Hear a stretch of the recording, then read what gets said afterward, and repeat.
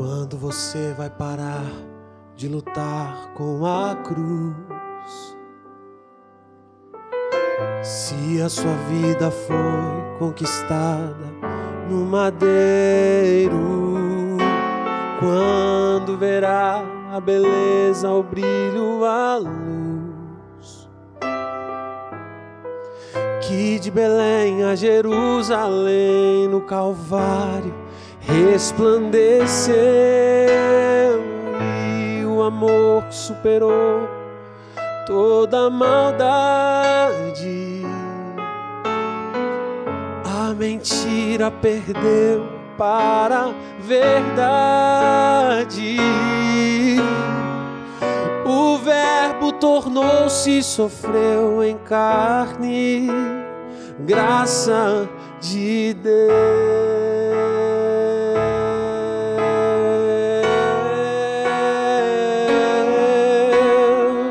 cerne de uma nova humanidade. Ele é o caminho da eternidade, a esperança ao Cordeiro, a bondade, plano de Deus, Salvador, Cristo, soberano, Senhor.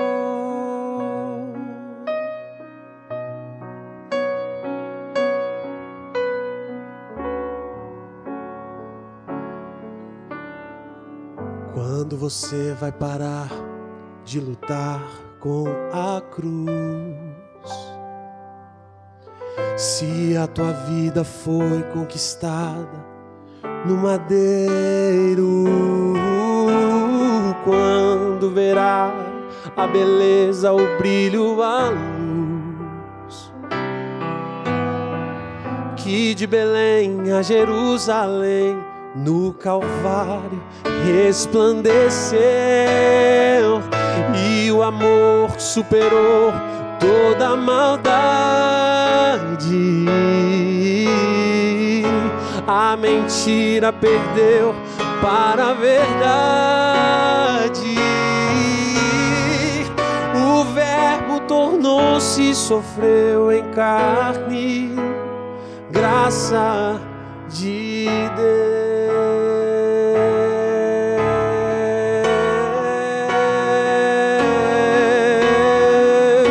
cerne de uma nova humanidade. Ele é o caminho da eternidade, a esperança ao Cordeiro, a bondade, plano de Deus, Salvador, Cristo, soberano, plano de Deus, Salvador, Cristo, soberano, Senhor, Senhor.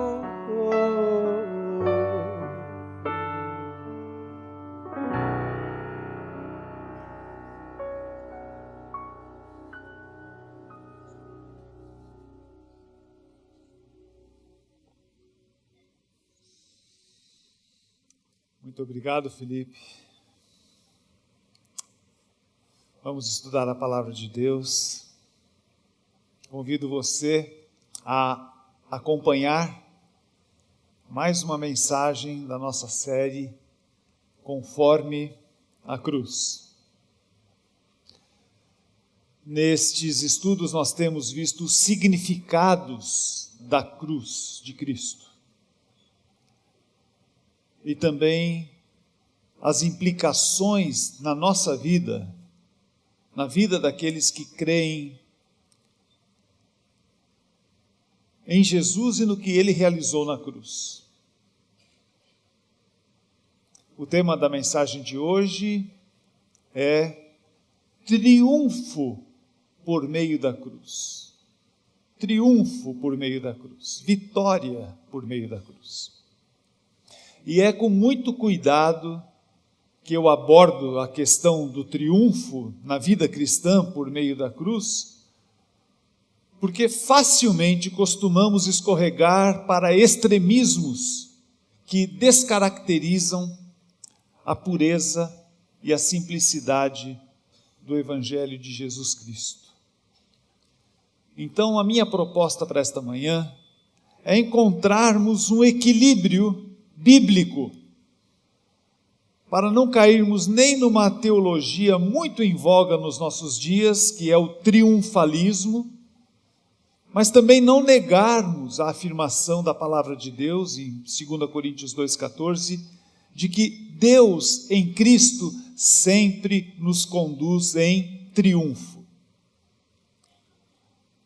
No extremismo de lá, o triunfalismo, nós vemos que os que seguem esse tipo de pensamento têm uma atitude exagerada do triunfo na vida, que não admite fraquezas naturais, não admite as quedas eventuais que qualquer um de nós está sujeito.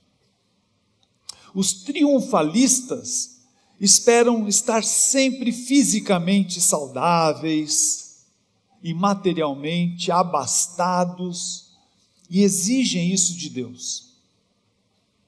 A teologia da prosperidade é um subproduto do triunfalismo.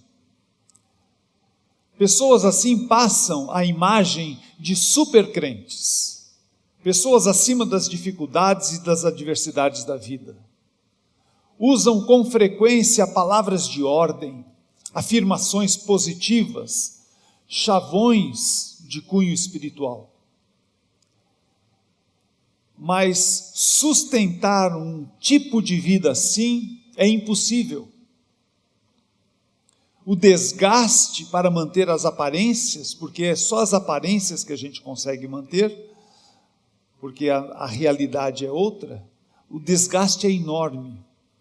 E muitos acabam sucumbindo em decepção, e não poucos acabam negando a fé. Então eu estou hoje aqui para apresentar uma abordagem equilibrada do triunfo. O triunfo por meio da cruz, obtido por Jesus na cruz, e tentar achar a aplicação apropriada para este triunfo. Então, em outras palavras, nós vamos ver sobre o que de fato Jesus triunfou lá na cruz. Qual foi essa vitória? Mas quando pensamos em cruz, na cruz de Jesus, quando pensamos em Jesus na cruz, parece até uma contradição associarmos cruz e triunfo.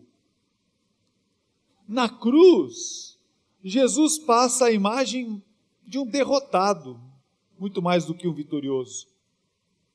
Ali, ele está sendo rejeitado pelos seus conterrâneos. Ele foi traído, negado, abandonado pelos seus discípulos. Foi subjugado pelos soldados romanos que o executaram. Então tente imaginar essa cena de Jesus, toda essa via crucis, até que ele está ali no final de sua vida. Aquele homem desfigurado, pendurado na cruz, amarrado com cordas, perfurado com pregos nas mãos e nos pés, imobilizado, impotente.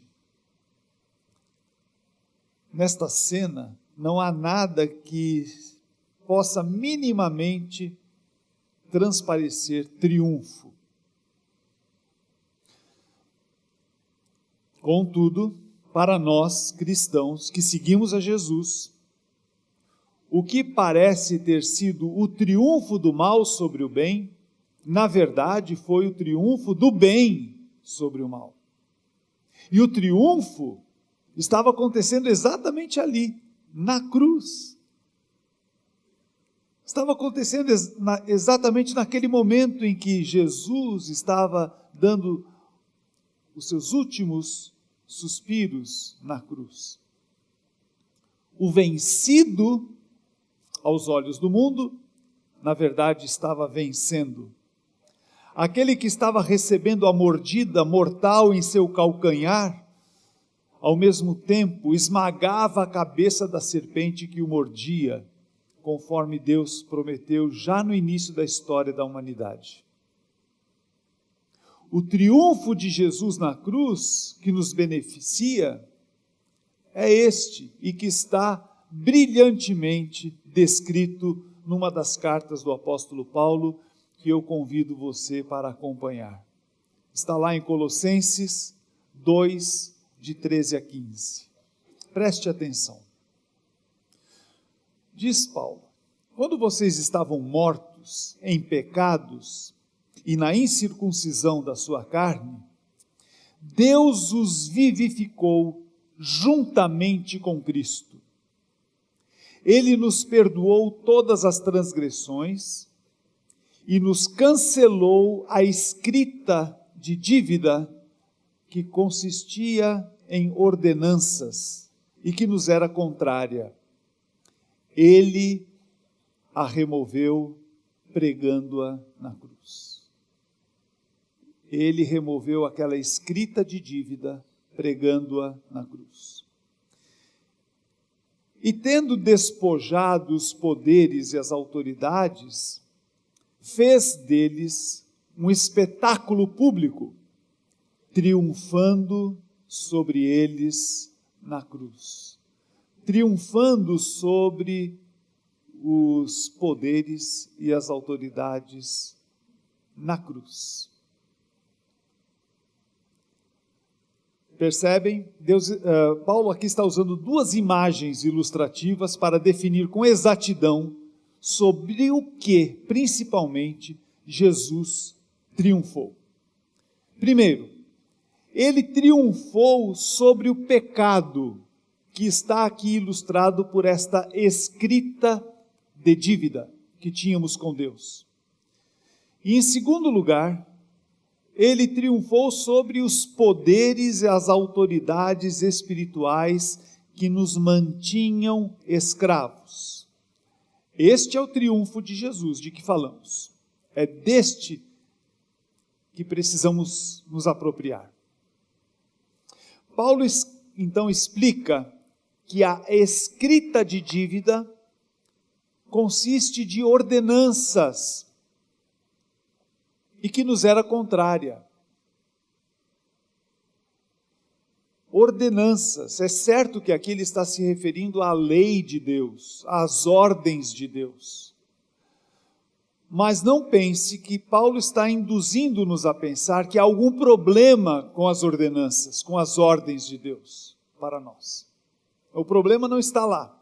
O problema, na verdade, está em nós, que não somos capazes de observá-la sem a ajuda do próprio Deus que as fez. A lei de Deus não foi feita para obedecermos com as nossas próprias forças.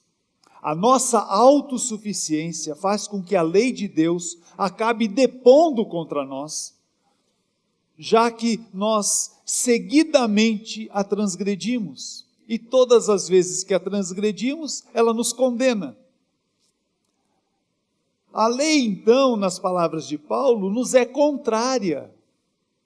É como se nós tivéssemos uma nota promissória emitida por Deus para ser paga por nós. Mas o valor dessa nota promissória é um valor absurdo, totalmente fora do nosso orçamento. Nós poderíamos passar a eternidade trabalhando para pagá-la e ainda assim não conseguiríamos. Então eis que surge Jesus na história. O Deus que se fez homem, o único ser humano que não tem absolutamente nenhuma dívida com Deus. Pelo contrário, por causa da sua condição de filho submisso, ele é o herdeiro do bem mais precioso do reino de Deus, a santidade. Ele é perfeito, ele é santo, ele é puro, Não há outro homem igual a ele. Jesus foi o que nenhum de nós foi. Ele foi obediente. Então, nesta condição, ele é o único capaz de ser o nosso fiador, e foi o que ele foi. Ele é o nosso fiador. É assim que Paulo brilhantemente explica em Romanos 5,19.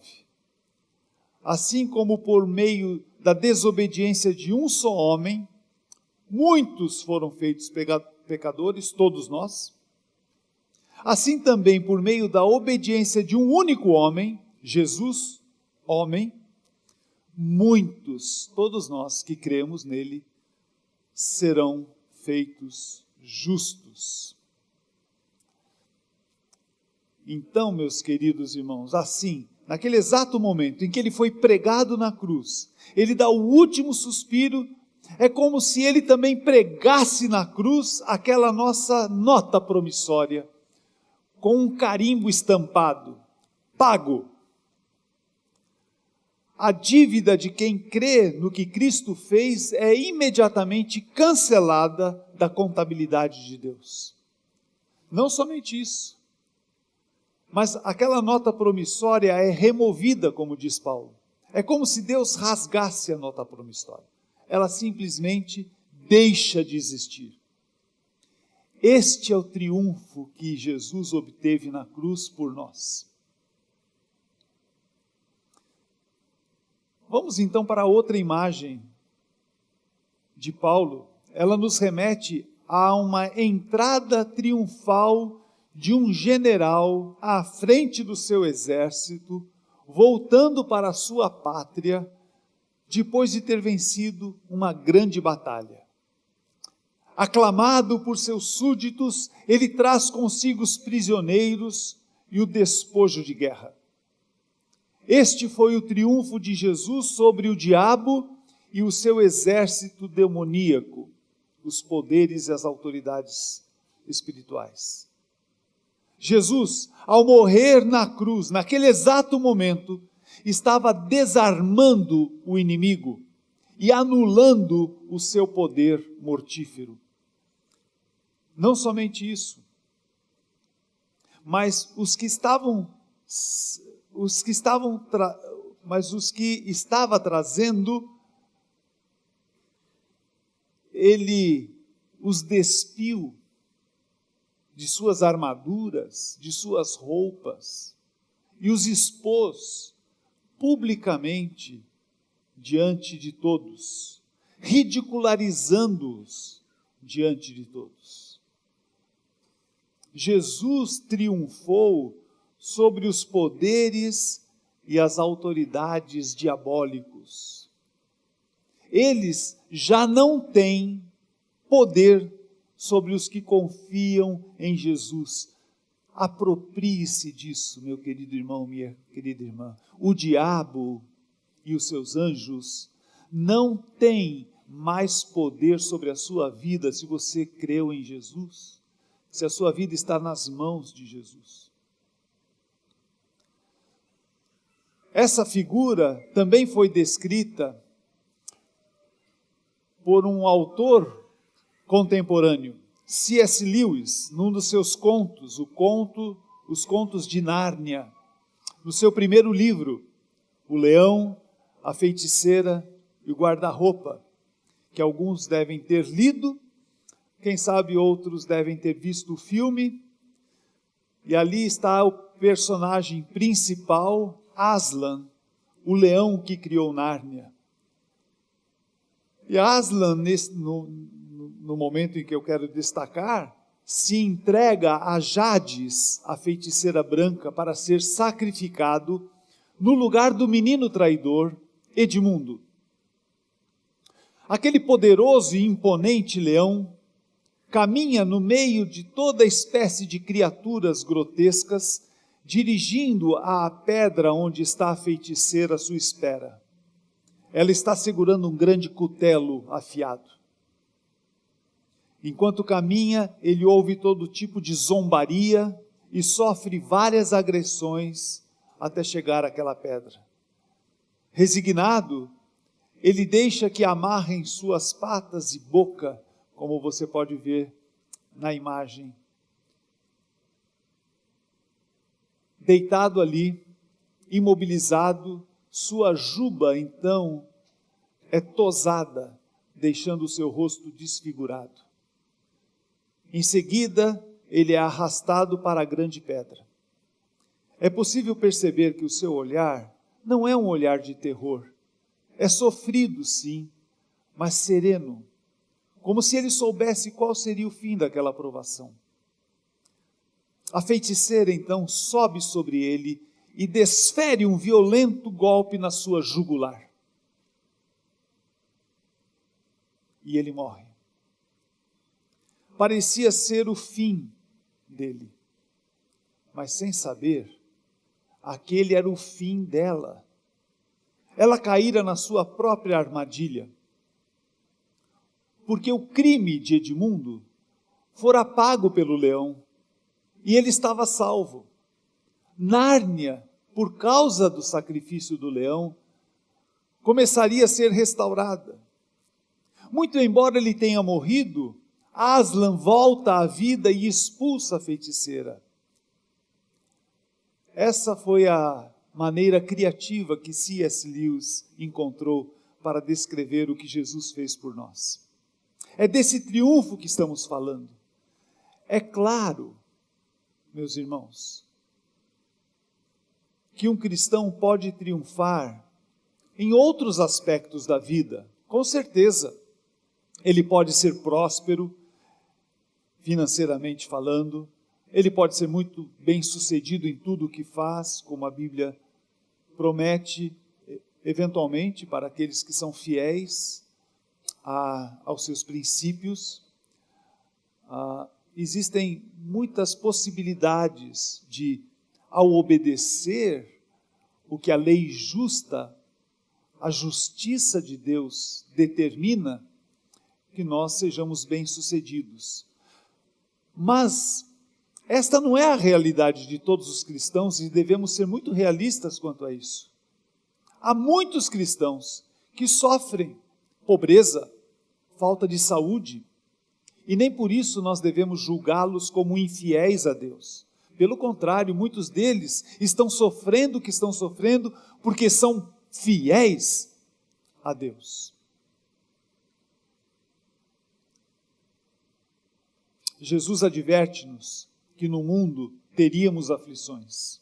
Ele também diz que nós deveríamos estar dispostos a perder aquilo para o que damos valor na vida, para ganhar o que Ele dá valor.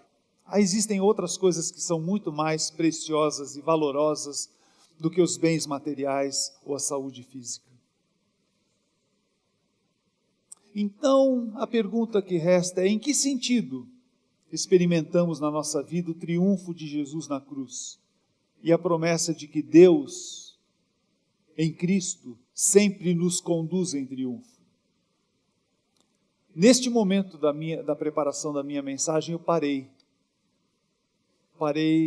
meio perturbado, com muitas dúvidas, tentando encontrar uma resposta que fosse satisfatória. O questionamento que me perturbou, e que talvez ocorra a você enquanto eu estou explicando a palavra de Deus, é: se o diabo foi definitivamente derrotado por Jesus, se ele foi derrotado naquele exato momento da sua morte na cruz, por que é que ele continua solto, vivo, ativo no mundo, até hoje, atazanando a nossa vida, se eu poderia dizer assim?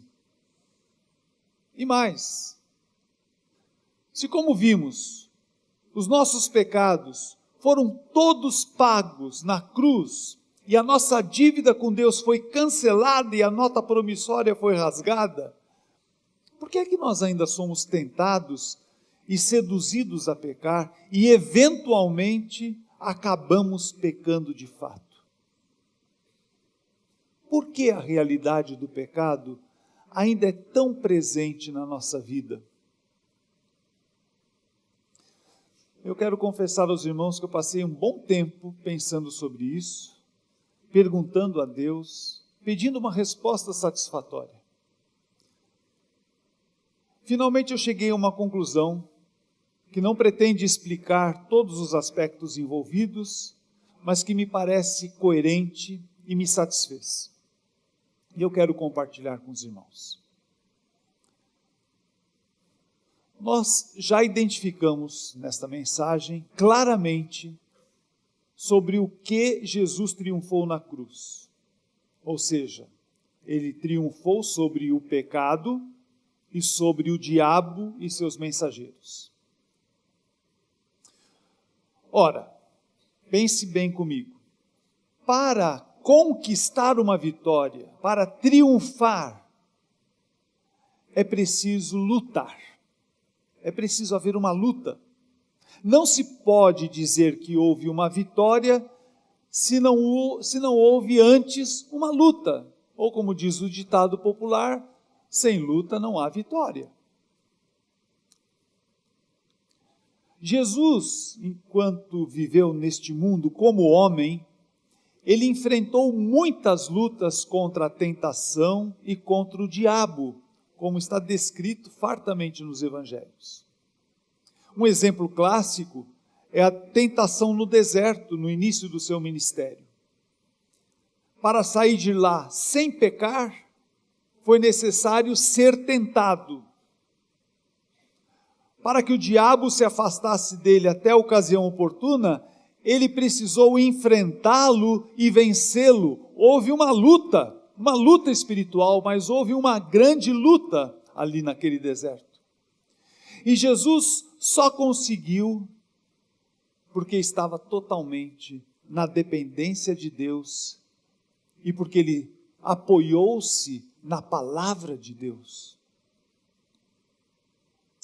Jesus então nos ensina como lutar com o diabo e com as tentações e vencê-los. No outro lugar da Bíblia, no livro de Hebreus, nós vemos como Jesus enfrentou a maior de todas as suas provações e venceu, que foi a sua morte. Diz Hebreus 5, 7, 8. Durante os seus dias de vida na terra, Jesus ofereceu orações e súplicas em alta voz e com lágrimas. Gente, isso é luta. Orações, súplicas, alta voz, lágrimas. A quem? Àquele que o podia salvar da morte, sendo ouvido por causa da sua reverente submissão. Eu gosto muito dessa expressão. Reverente submissão. É o que Jesus está querendo nos ensinar. Embora sendo filho, o próprio Deus, mas como homem, ele aprendeu a obedecer por meio daquilo que sofreu. As orações e as súplicas de Jesus mostram a sua total dependência como homem a Deus. Ele venceu porque ele dependia de Deus e decidiu obedecer a Deus. E nós precisamos aprender a vencer como ele venceu. E se nós precisamos aprender a vencer, nós precisamos lutar. Nós precisamos aprender a lutar como Jesus lutou. Ele é o nosso modelo, e não somente o nosso modelo, mas ele é a nossa força. Jesus lutou na dependência e no poder de Deus, obedecendo o que ele diz. Eu quero fazer uma citação de uma escritora e conferencista cristã chamada Joni Eareckson Tada. Ela tem 50 anos aproximadamente hoje, mas quando ela era jovem, ela sofreu uma lesão na coluna vertebral que a deixou tetraplégica. Num dos seus livros, ela diz: lembre-se que o seu sofrimento está dando a você algo eternamente precioso em comum com Cristo. Em comum com Cristo. Assim como Cristo sofreu, você eventualmente sofrerá, mas você tem algo em comum com Ele, Ele está com você, e você com Ele, e vocês juntos enfrentarão aquela luta, aquele sofrimento.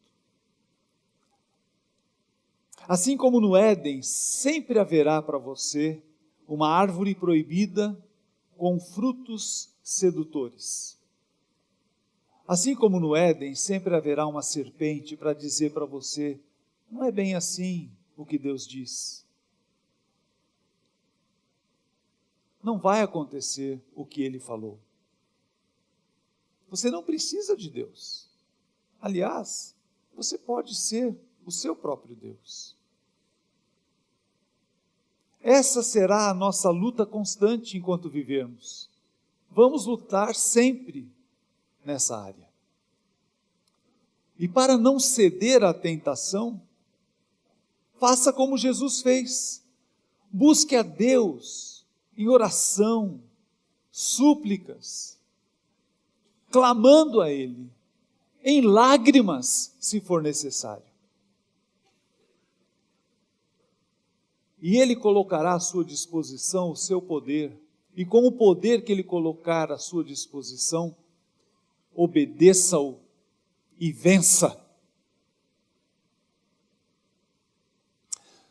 No livro de Apocalipse, nós encontramos cartas que foram enviadas por Jesus a 7 igrejas.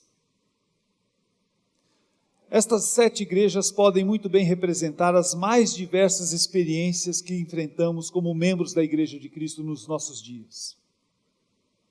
Ali nós vemos situações difíceis, de luta. Jesus fala de sofrimento, de aflições, de pobreza, de provação, de trabalho árduo que aqueles cristãos enfrentaram. Mas ao final de cada carta, ele promete uma recompensa ao vencedor, aquele que triunfar. Ele faz uma série de promessas. Comer da árvore da vida que está no paraíso de Deus, de modo algum sofrer a segunda morte,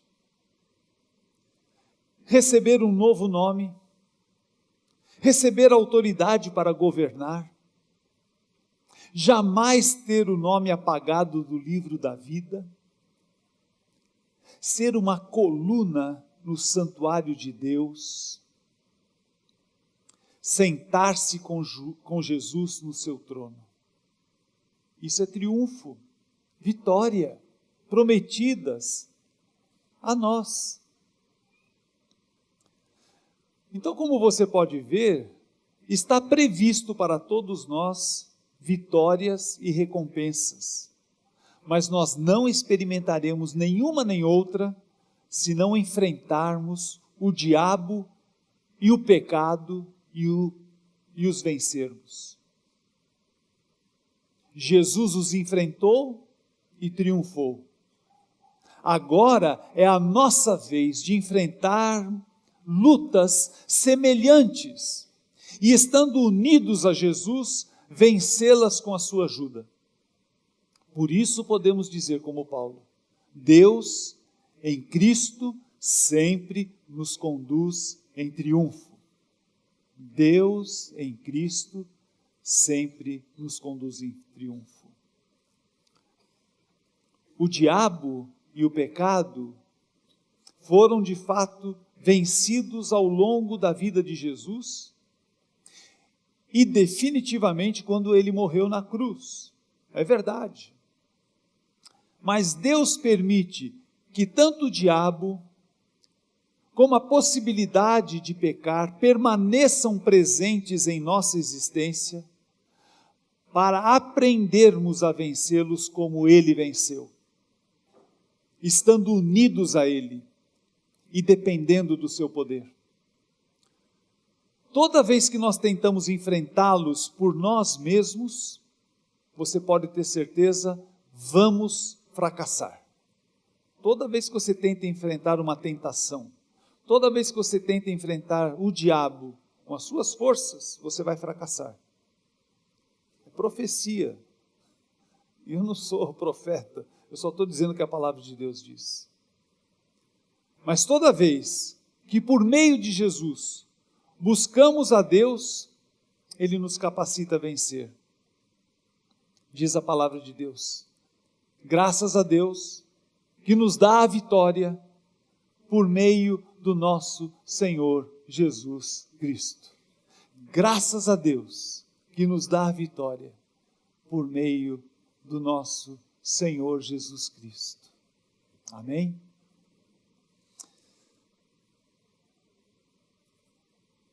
Então, com base nisso, eu quero fazer algumas recomendações aos irmãos. Se você quiser, anote aí. Alguns, hoje de manhã, às 9 horas, eu percebi, levantaram o seu celular e captaram uma imagem ali da tela, dessas recomendações que eu vou dar, uma boa ideia, bem mais rápido e bem mais prático. Primeiro, aprenda a viver na dependência de Deus. Aprenda a viver na dependência de Deus. Você não pode viver sozinho, mas tudo posso naquele que me fortalece.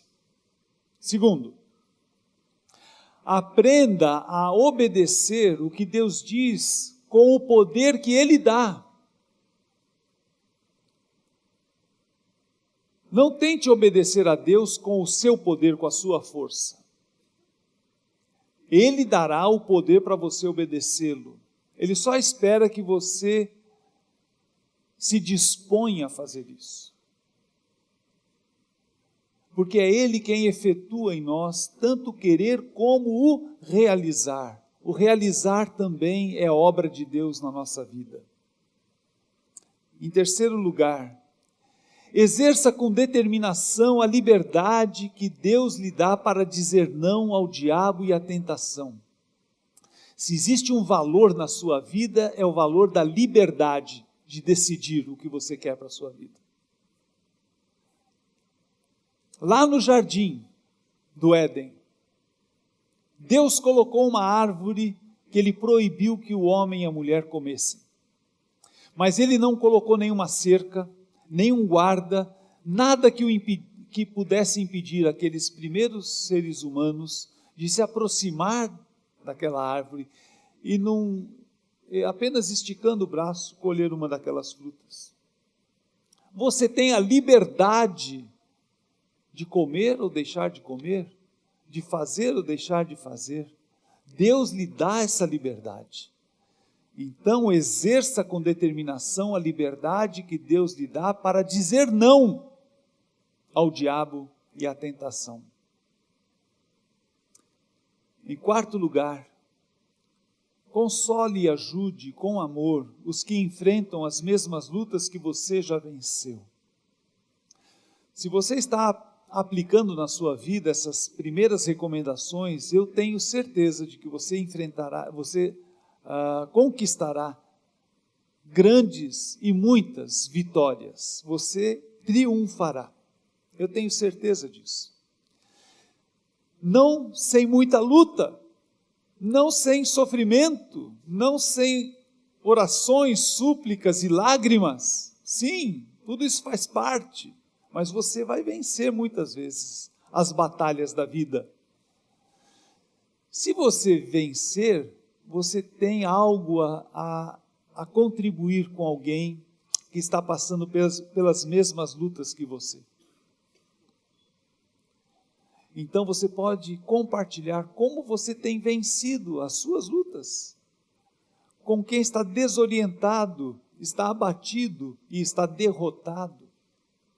Ajude com amor aqueles que enfrentam as mesmas lutas que você já venceu. E a última recomendação: se você fracassar, isso eventualmente vai acontecer. Se você fracassar, volte para a cruz, confesse arrependido o seu pecado, aproprie-se do perdão, aproprie-se imediatamente do perdão, não permita que o acusador o derrote, insinuando que você é fraco, que você não pode, que você não consegue, que você é um derrotado, um loser, um perdedor. Imediatamente aproprie-se do perdão. Porque a palavra de Deus diz, se nós confessarmos os nossos pecados, Ele é fiel e justo para nos perdoar os pecados e nos purificar de toda injustiça. E então,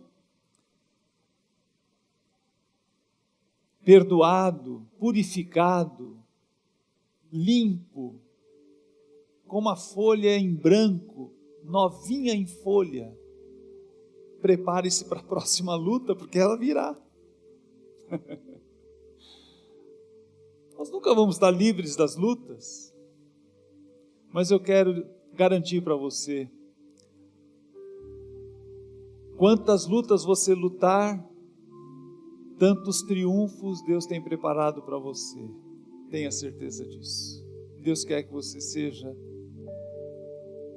um vitorioso, que você vença todas as lutas.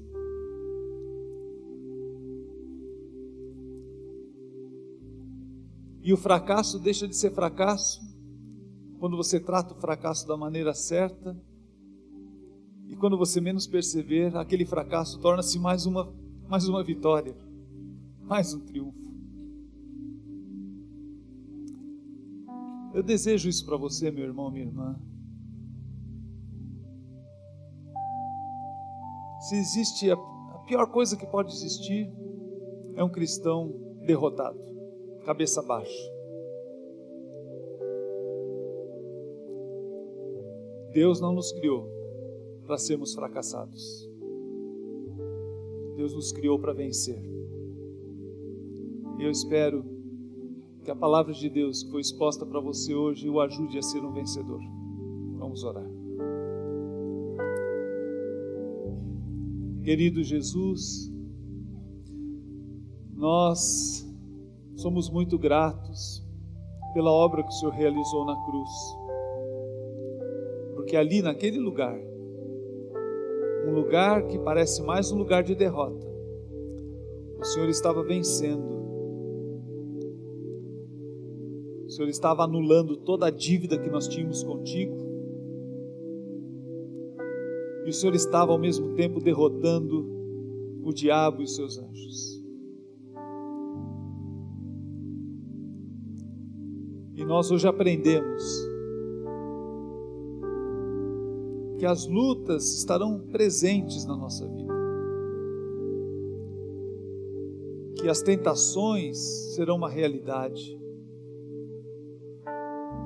que o diabo ainda não foi preso e jogado no lago de fogo. Ele está ao nosso redor, procurando nos devorar. Cada dia é um dia de lutas, mas cada dia que dependemos de Ti, que confiamos na Tua obra, que nos apropriamos do Teu poder, cada dia é um dia de vitória, de triunfo. E nós queremos aprender a vencer como o Senhor venceu. Ajuda-nos, Senhor, e que essa seja a nossa experiência hoje e sempre, para a honra e glória do Teu nome. Amém. Amém. Deus o abençoe. Você pode se colocar em pé para cantarmos. Queremos o Teu nome engrandecer. Cante com todo o seu coração. E agradecer-te por Tua obra em nossa vida. Confiamos em Teu infinito amor, pois só Tu és o Deus eterno sobre toda a terra, e céu. A tua alma e o teu coração diga: grande é o Senhor, grande.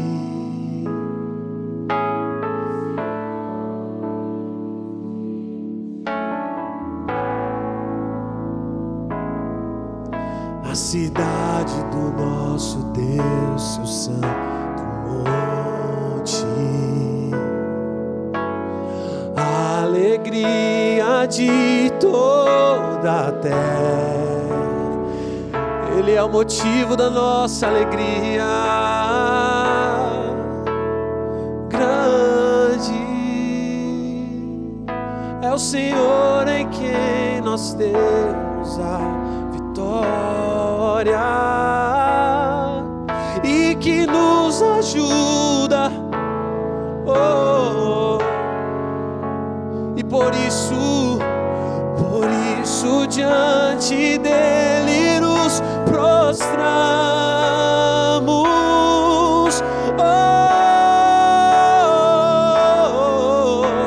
Queremos o teu nome engrandecer e agradecer-te, Senhor.